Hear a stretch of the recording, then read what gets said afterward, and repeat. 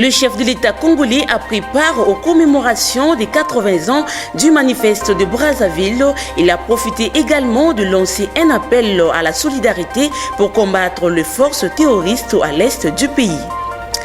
Commission d'experts pour examiner et évaluer les programmes de 100 jours du chef de l'État congolais Félix Antoine Tshisekedi Tshilombo par le gouvernement. La communauté islamique du Congo s'est dit prête à être partie prenante aux consultations initiées par le chef de l'État congolais. Les détails dans cette édition. Vous nous suivez depuis Bunia, Nitori, mesdames et messieurs, bienvenue dans cette grande édition du journal. Ouvrons par cette actualité, le chef de l'État congolais, Félix Antoine Tshisekedi Tshilombo, a pris part aux commémorations des 80 ans du manifeste de Brazzaville. Félix Antoine Tshisekedi a profité du haut de la tribune de lancer un appel plutôt à la solidarité pour combattre les forces terroristes à l'est de la République démocratique du Congo. Reportage. C'est un colloque aux allures d'un sommet des chefs d'État et de gouvernement de pays de l'Afrique centrale. En raison de la pandémie de Covid-19, un protocole sanitaire particulier a été mis en place dans l'hémicycle du Palais des Congrès.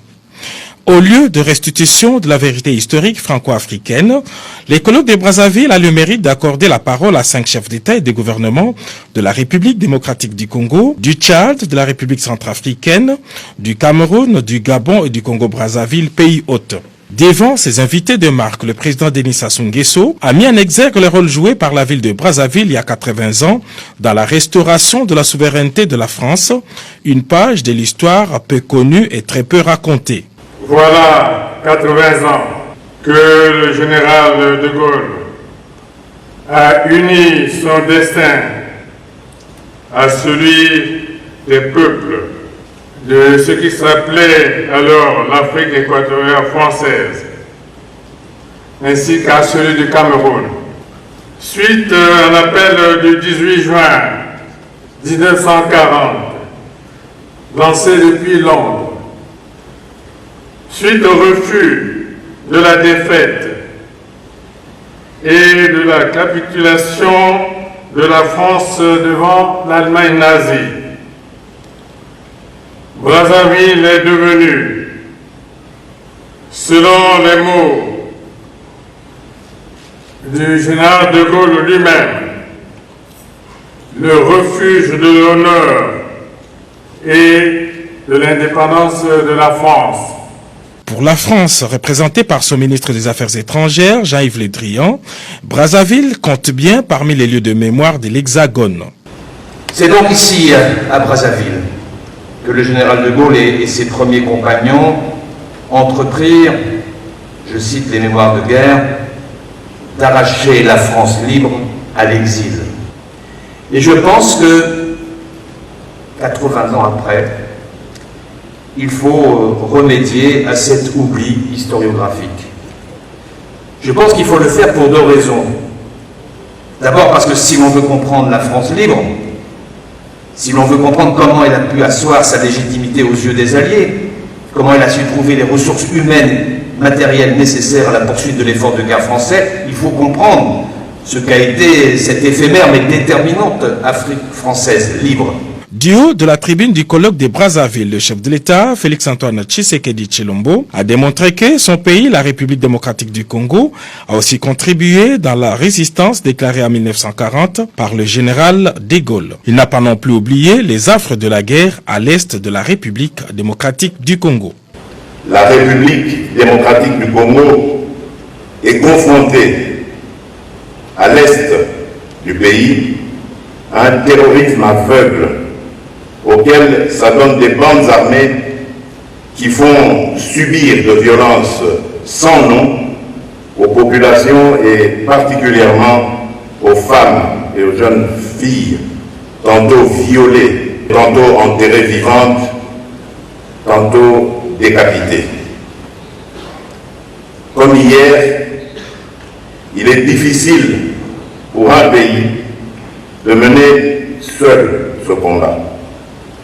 Cette lutte de tous les jours nécessite notre engagement, notre solidarité et la conjugaison de nos efforts pour éradiquer ensemble ce fléau de notre siècle. L'avenir de nos enfants est à ce prix. Je l'ai annoncé dans le titre, le gouvernement va mettre sur pied une commission d'experts pour examiner et évaluer les programmes du 100 jours du chef de l'État congolais. Suivez le vice-premier ministre en charge du budget. Le Premier ministre nous a réunis dans le format que vous voyez ici pour examiner et évaluer à ce jour le programme de 100 jours, spécialement dans le secteur des infrastructures et de l'habitat. Alors, nous avons commencé par le secteur des infrastructures où nous avons examiné deux volets. D'abord le saut des moutons et ensuite la lutte contre les érosions à travers le pays. Vous savez que les pluies ont déjà commencé. À ce sujet, le Premier ministre nous a chargé, ensemble avec les collègues des ITPR, les collègues des finances ainsi que les responsables de régie, de voir concrètement ce qui peut être fait. Je crois que la population a constaté que le saut de moutons sont pratiquement à la fin.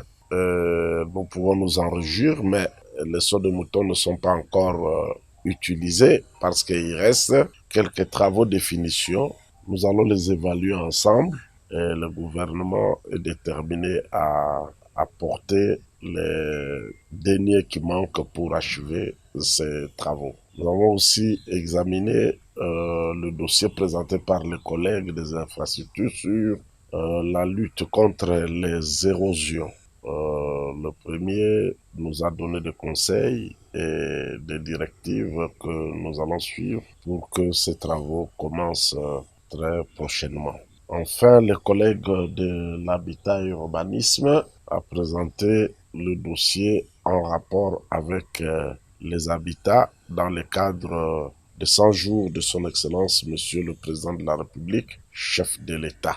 Le ministre a présenté la situation des maisons construites, préfabriquées au niveau de Kanchachi, qui sont quand même, il faut le reconnaître, sous la menace des pluies diluviennes. Il faudra donc viabiliser les sites, il faudra effectuer urgemment certains travaux. Et le collègue a rappelé qu'il y a d'autres maisons qui sont encore dans les conteneurs, ici au pays, et dans des ports à l'étranger, notamment en Angola et en Tanzanie. Une commission d'experts sera mise en place pour passer partout où se trouvent ces maisons et évaluer la situation, venir faire rapport pour que le gouvernement décide de la poursuite effective de ces travaux et que le programme de 100 jours du président de la République continue à connaître sa concrétisation sur le terrain. À la primature, le Premier ministre Sylvestre Ilunkamba a instruit les membres du gouvernement de mettre tout en œuvre pour garantir un approvisionnement suffisant à la population à l'approche des festivités de fin d'année. Suivez le ministre du Budget, Jabotemayo. Il ressort de l'examen de ces dossiers essentiellement ce qui suit. Il y a une décélération du rythme de formation des prix intérieurs. Ça veut dire que l'inflation est contenue et il y a aussi une stabilité de taux de change tant au parallèle qu'à l'indicatif, c'est-à-dire à l'officiel. Tout cela veut dire que les efforts du gouvernement de la République continue à payer, bien sûr, avec le soutien de l'ensemble de la population, ce qui est une très bonne chose. Nous avons aussi noté, par rapport aux festivités de fin d'année, que les stocks de certains produits de première nécessité ne garantit pas tellement les bonnes fêtes.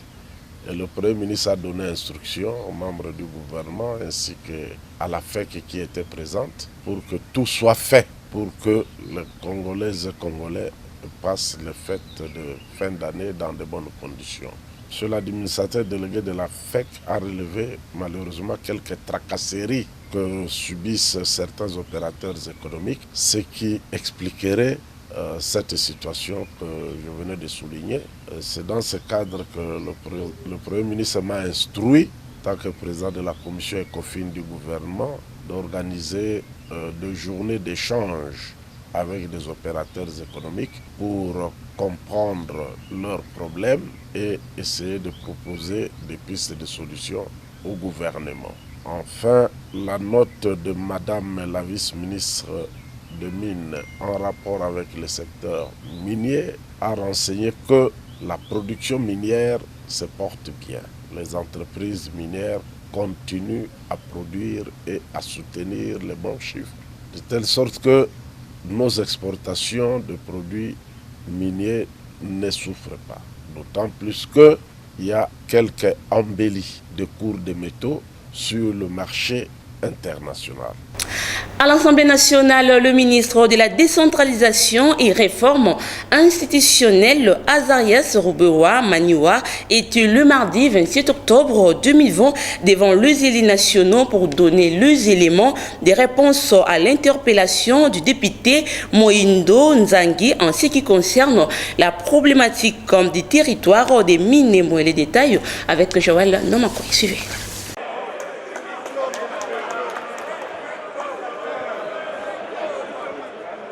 Lors de ses réponses aux questions soulevées par les députés nationaux relatives à l'installation de la commune et bourgmestre de Minembwe, le ministre de la Décentralisation et Réforme institutionnelle, Azarias Roubewa, a donné sa version des faits sur ces dossiers, mais sans pourtant convaincre. Pour Azarias Roubewa, les Banyamulenge sont au Congo depuis 1800. S'agissant de l'installation du bourgmestre de Minembwe, Roubewa affirme qu'il n'est nullement impliqué dans l'existence de cette commune dont l'origine remonte de plusieurs années. Comme pré-rappelé dans ma réponse à l'interpellation de l'honorable Moindo Nzangi, le bourgmestre de Minembwe, ressortissant de la communauté Banyamulenge, et le bourgmestre adjoint ressortissant de la communauté Babembe, et le secrétaire, mais lui n'a pas été nommé évidemment, il est ressortissant de la communauté Banyindu. Donc les 2 premiers ont été nommés par arrêté ministériel numéro 25 Barcab VPM, ministre de l'Intérieur et de la Sécurité, du 20 novembre 2018. Prenant la parole, le député national Moindo Nzangi, auteur de l'interpellation, rejette en bloc les réponses fournies par le ministre d'État. Je crois qu'il est resté sur la ligne de défense qu'il avait faite le premier jour, essayant de rejeter toute la responsabilité au ministre professeur de l'Intérieur. Mais je crois que dans ma conclusion, j'ai pu donner l'ensemble d'éléments de preuves pour démontrer que c'est lui, Roubewa, qui est l'acteur principal de ce théâtre de Minembwe. Il a planifié, il a programmé, il a tout fait pour intimider les communautés locales, en venant avec les diplomates, avec les militaires, avec les députés, qu'il a pris dans cette histoire-là pour l'installation de Minembwe. Et j'ai démontré en suffisance qu'il y avait conflit de compétences. J'ai aussi profité pour corriger certains égarements historiques qu'il essayait de démontrer en disant que les Banyamulenge sont là depuis 1800, alors que des textes existent pour dire qu'ils sont arrivés depuis 1753. Et donc je crois qu'au vu des éléments qui ont été démontrés et des mensonges qu'il a voulu distiller au niveau de l'Assemblée nationale qui s'apparente à l'outrage au Parlement, je lui ai demandé de déposer sa démission. Quant à ce, Moindo Nzangi propose quelques recommandations au gouvernement et aux autorités du pays. L'acte qui a été posé à Minembwe, c'est un acte nul puisqu'il est basé sur les faux et donc ce décret-là doit être corrigé. Il s'est de rappeler que cette question de la commune rurale de Minembwe a été suspendue par le chef de l'État, Félix-Antoine Tshisekedi Tshilombo. À l'Assemblée nationale, le ministre a réalisé qu'un exercice parlementaire. À présent, je vous laisse suivre les réactions des élus nationaux pour ce qui est de réponses données par le ministre de la Décentralisation et Réforme institutionnelle, Azarias Roubewa, dont ce propos recueilli par Joël Nomakwe, une fois de plus. Il faut d'abord savoir que c'est un dossier qui a été trop passionné. C'est un dossier qui a soulevé, n'est-ce pas, beaucoup d'intérêt de part et d'autre. Et c'est pourquoi moi j'apprécie beaucoup disons l'attitude du bureau par l'entremise de notre présidente qui a dit qu'elle va constituer une commission ad hoc qui devra étudier ces propositions de recommandations pour les soumettre à l'Assemblée.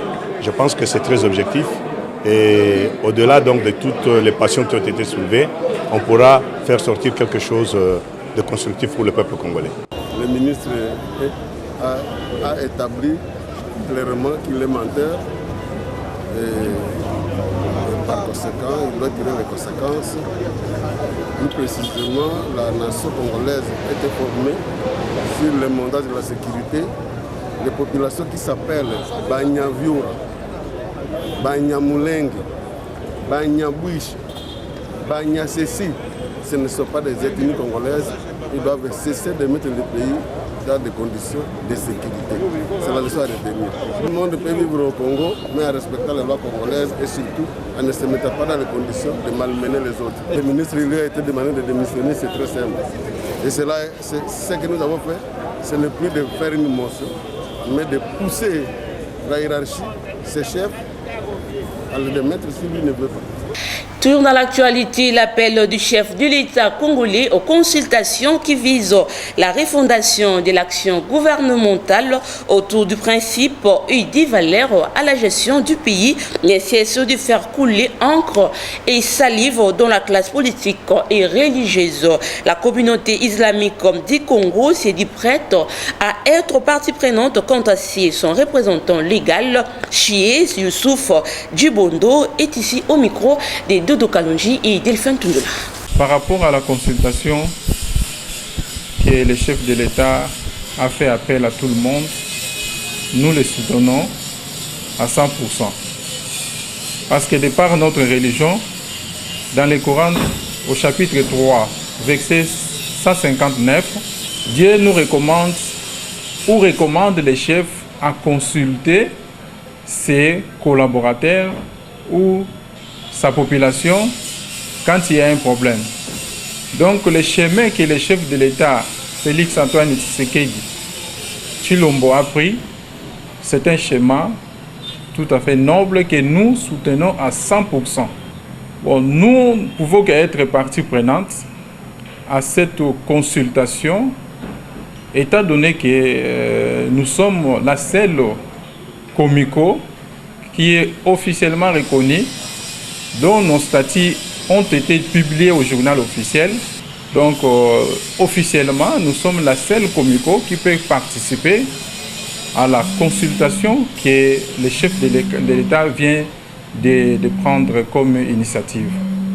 Nous sommes plutôt le seul comité dont l'État congolais a reconnu nos statuts par la publication au journal officiel. Il y a beaucoup d'injustices, il y a beaucoup d'intouchables dans ce pays qui est tenté de faire du mal partout. Nous aussi, nous sommes victimes de ces intouchables-là, car la politique s'implique à la religion, ça crée des victimes. Donc nous voulons que cet état de droit soit vraiment réellement à l'intérêt de cette population congolaise. Et puis le secrétaire général adjoint du Front citoyen pour la République, Robert Mangoni, salue le message du président de la République démocratique du Congo adressé à la nation le vendredi dernier en ce qui concerne les consultations. Robert Mangoni encourage également les élus nationaux à leur initiative tendant à pousser le ministre de la décentralisation et réforme institutionnelle, Azarias Roubewa, à la démission par rapport à la question des Minembwe. Suivez-les dans ce propos recueilli par Christian Dissiko et Freddy Ikota. Le AR, en tant que structure politique, ayant appris la position du chef de l'État liée aux consultations politiques et sociales, nous avons applaudi et nous l'avons accueilli d'abord bénéfiquement pour l'intérêt national, afin de décrisper la situation hypocrite qui règne dans le chef de bien d'acteurs politiques sans gêne. Toutefois, il faut intact une méthodologie et surtout beaucoup de sagesse pour pouvoir bien et mieux faire les consultations. Et nous saluons quand même la position du chef de l'État à ce qui concerne cette vision de consultation politique et sociale. Je me sens un peu satisfait du fait qu'il n'a pas pu convaincre. Parce que les députés n'ont pas été naïfs à son égard, et c'est pourquoi ils n'ont pas accepté ses argumentations. J'aime pas les hypocrites, du genre d'Azarias Rouberois. J'applaudis, j'acclame, donc je soutiens, et j'appuie s'il faut le dire, avec l'accélérateur. Donc pour dire que de lui-même, avec toute honnêteté, il doit savoir démissionner. Si tel n'est pas le cas, nous allons appeler tous nos ancêtres sur le cas d'Azarias Rouberois. Tout le peuple aujourd'hui, convaincus de leur patriotisme, de la défense de leur territoire national, Azarias doit démissionner. Parlant santé, le ministre de la Santé, Dr Etienne Longondo, a présidé le mardi 27 octobre 2020 une réunion dans son cabinet de travail. Question de se faire une idée sur la liste des primes des risques de médecins. Les détails avec Ginel Bezo. Ils étaient conviés à une séance de travail le mardi 27 octobre dernier, présidée par le ministre de la Santé, le Dr Etienne Longondo. Il s'agit du directeur de l'Ordre national de médecins, de l'inspecteur général de la santé, du délégué syndicaux du SNAMED, du CIMECO, SILEMED, des membres du collectif des médecins non payés, ainsi que du représentant de la direction des ressources humaines du ministère de la Santé. Une rencontre qui résulte de la précédente réunion mettant un accent particulier sur les toilettages des anciens enregistrements du pays et avec pour objectif principal de payer de médecins. Dans cette même perspective, tout médecin n'exerçant plus dans le secteur de la santé autant que le fraudeur ayant falsifié les grades seront tous élagués de la liste. Le but de ces travaux, c'est la paye de médecins. C'est-à-dire nous devrons arriver à payer un grand nombre, à dégager des fichiers de médecins, tous ceux qui ne méritent pas la prime des risques. Il y a des gens qui ont quitté les pays des années et des années, mais qui continuent à percevoir la prime des risques. Il y a des gens qui ont quitté les services de l'État depuis des années, qui continuent à percevoir la prime des risques. Et pire encore, il y a de ceux qui ne sont pas médecins, qui perçoivent la prime des risques. Alors l'Excellence s'est acharnée sur cette question, il a convoqué la réunion, on commence déjà les travaux en commission, mais la sous-commission va d'abord travailler au niveau de l'inspecteur général de la santé, et ensuite nous attendrons les rapports qui proviendront de l'ordre de médecins dans les fichiers globaux de la paye de médecins. Un fichier qui comprend plus ou moins 12 085 médecins. Et donc dans ces 12 000, nous devons y travailler pour ressortir toutes ces catégories de fraude. Dans les prochains jours, les travaux en commission seront entamés, question de mettre fin aux dossiers irréguliers. Parlant du coronavirus, dans ce journal, le comité multisectoriel de la lutte contre la pandémie du coronavirus en République démocratique du Congo a rendu public le bulletin épidémiologique du mardi 27 octobre 2020 à Kinshasa. Commentaire de Agatimi. Selon le bulletin épidémiologique du mardi 27 octobre, 20 nouveaux cas confirmés ont été enregistrés, dont 16 à Kinshasa, 2 dans le Haut-Katanga, 1 au Bazouélé et 1 à la Chopo sur 208 échantillons testés. 45 nouvelles personnes ont été déclarées guéries et aucun décès n'a été signalé. À savoir, depuis le début de l'épidémie, le cumul total des cas est de 11 211, dont 11 210 cas confirmés et un cas probable. Les provinces touchées sont Kinshasa avec 8 390 cas, Nord Kivu 1082, Congo central 533, Haut-Katanga 348, Sud Kivu 321, Ituri 80, Lualaba 20, Otuele 90, Chopo 58, Nord-Ubangi 37, Équateur 20, Sud-Ubangi 7, Kwilu et Tanganyika 6 cas chacune, Kasaï oriental 4, Maniema 2, par contre, Bazouélé, Olomami, Kasaï central, Kwango ainsi que Chouapa, un cas partout. Au total, il y a eu 305 décès, dont 304 cas confirmés et un cas probable et 1554 personnes guéries. Éducation, les questions relatives au TOI, BOI, qui gangrènent le secteur de la santé en République démocratique du Congo était au menu de l'audience accordée ce mercredi 28 octobre 2020 dans son cabinet de travail à Kinshasa par le ministre de l'Sud, Thomas Louaka, à son collègue de la santé, Dr Etienne Longondo. De précision avec Ginel Pezo, une fois de plus. En fait, au monima kambuya santé ezali na étape mibale. Étape ya liboso nga na formé ba minganga na niveau d'enseignement supérieur et puis moninga ngande a utiliser ka bango na terrain. Lelo aiko se plaindre à lobby bato mingi ozali ko tindela ngai ezala ba médecin, ezala ba infirmier, bazali na niveau T. Bazali na niveau T yangwana eko se plaindre et si kabiso to forma ka bango pe ya solo to moni depuis bambule uti koleka ba faculté à médecine, ba ISTEM, Institut supérieur de technique médicale et comme ebele pe qualité zali kolandate. So pona toko ya na makambo ya arbitraire te yango to lobi biso mibale to yokani to tia en place commission ya bato mayele, bato abwanya oba kusunga biso poto résoudre problème wana parce que santé ezali liko eloko ko sekana ngote okoyi ko former mécanicien na ba erreur akosala erreur mutu ke kofi mais nzoto ya moto to ko tâtonner na ngote to ko sakana na ngote yango wana ndeko ay ko mona ngai poto trouver solution rapidement et solution ezali ke ba oyo ba faculté ba système oyo ezali ko remplir ba critère te ba condition te ya ko former ba médecin ya malamu ba infirmier malamu il faut to kanga yango. À savoir Didier Boudimbu, vice-ministre de l'UPST, a reçu en audience ce mercredi 28 octobre 2020 dans son cabinet de travail à Kinshasa les dirigeants de l'ASBEL, le quinoa. Au menu de la rencontre, les questions liées à la non-effectivité de la reprise des cours dans plusieurs écoles de la capitale depuis la rentrée scolaire 2020-2021. Ginelle Piso nous enrichit. Cette délégation de l'ASBEL et quinoa conduite par Madame Nathalie Yamba œuvra pour le bien-être des quinoa a échangé ce mercredi 28 octobre avec le vice-ministre de l'EPST Didier Boudimbu autour de la non-effectivité de la reprise de cours dans plusieurs écoles à Kinshasa depuis la rentrée scolaire le 12 octobre dernier. À l'issue de cet entretien, il nous a été visiblement on a eu une bonne idée, une bonne évaluation de la situation actuelle. Et nous savons que le ministère de l'Éducation travaille de manière à mettre fin à cette grève, et notamment à travers des séances de travail qui vont avoir lieu entre le ministère et le syndicat des enseignants. Bien entendu, nous sortons de cette réunion positive, sachant que nos enfants vont bientôt reprendre le chemin de l'école. Parce que notre démarche visait justement une issue positive à cette grève.